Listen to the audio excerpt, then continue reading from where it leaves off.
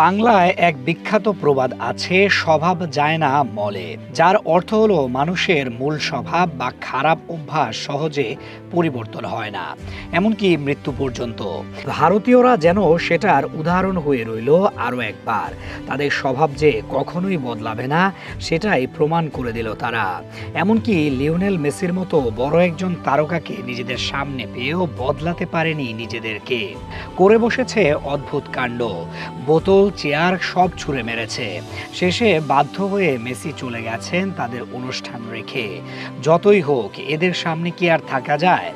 Argentine superstar Lionel মেসিকে কাছ থেকে ঠিকভাবে দেখতে না পারার ক্ষোভে কলকাতার সল্ট লেক স্টেডিয়ামে ভয়াবহ বিশৃঙ্খলার সৃষ্টি হয়েছে।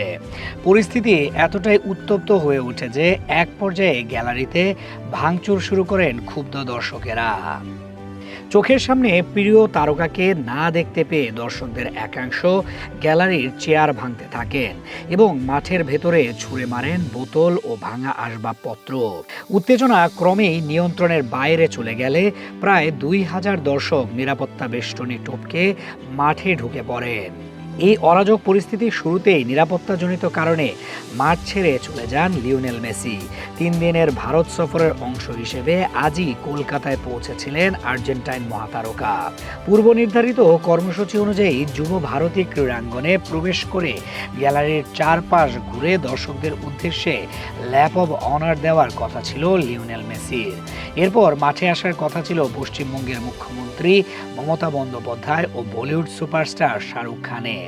আয়োজনের অংশ হিসেবে একটি প্রদর্শনী ম্যাচও নির্ধারিত ছিল, যেখানে মেসির অংশগ্রহণের কথা ছিল। তবে সৃষ্ট বিশৃঙ্খলার কারণে পুরো সূচিই যেন শেষ পর্যন্ত বাতিল হয়ে যায়। টাইমস অফ ইন্ডিয়ার প্রতিবেদনে বলা হয়েছে, স্থানীয় সময় সকাল 11:30টার দিকে মেসির গাড়ি সল্ট লেক স্টেডিয়ামে প্রবেশ করে।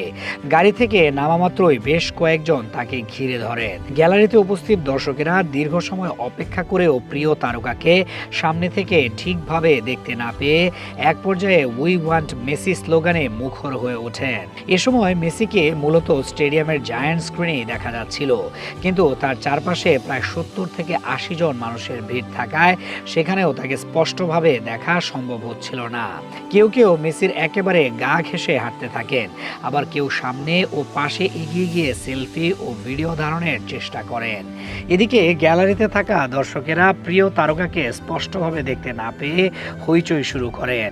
উত্তেজনার এক পর্যায়ে কয়েকজন বোতল ছুঁড়ে মারতে শুরু করলে পরিস্থিতি আরও ঘোলাটে হয়ে ওঠে। এমন অবস্থায় মেসি বিরক্ত হয়ে মাঠ ছেড়ে চলে যান। মেসিকে ঠিকমতো দেখতে না পাওয়া এবং তার হঠাৎ চলে যাওয়ার ঘটনায় দর্শকদের ক্ষোভ চরমে পৌঁছে যায়। অনেকেই গ্যালারির চেয়ার ভেঙে সেগুলো মাঠের ভেতরে ছুটতে থাকেন। ছিঁড়ে ফেলা হয় ব্যানারও। এক পর্যায়ে বেষ্টনী ভেঙে দর্শকেরা মাঠে ঢুকে পড়েন। মুহূর্তেই পুরো মাঠ ক্ষুব্ধ দর্শকের দখলে চলে যায়, আর তখন পরিস্থিতি পুলিশের নিয়ন্ত্রণের বাইরে চলে যায়। এই ঘটনায় প্রমাণ করে তাদের স্বভাব কখনোই বদলাবে না।